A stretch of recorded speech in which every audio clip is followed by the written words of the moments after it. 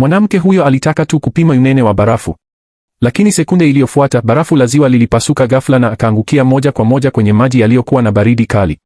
Mume wake alikimbia haraka kwenda kumwokoa, huku mbwa wao mwaminifu naye akitambua mara moja kuwa alikuwa katika hatari.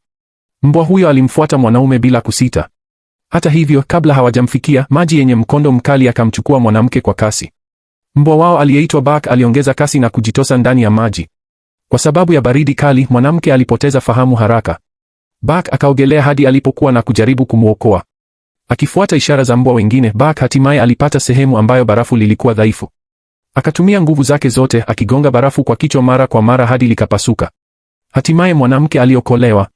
Lakini wakati mume wake alipokuwa akijaribu kumvuta kutoka majini, Buck, akiwa amechoka kabisa, alianguka tena kwenye maji ya baridi. Mwanaume huyo alipatwa na hofu kubwa. Alilala juu ya barafu akimtafuta kwa hamu mbwa wake mpendwa. Kisha akaanza kuvunja barafu kwa kisu chake, lakini barafu lilikuwa gumu sana kiasi kwamba kisu kilivunjika vipande viwili kutokana na nguvu alizotumia.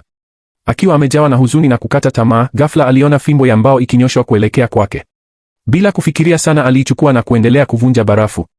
Muda mfupi baadaye alihisi kuna jambo lisilo la kawaida.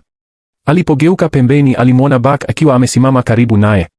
Kwa furaha kubwa ya kumpata tena mbwa wake mpendwa, mwanaume huyo alimkumbatia Buck kwa nguvu huku machozi ya furaha yakimtoka.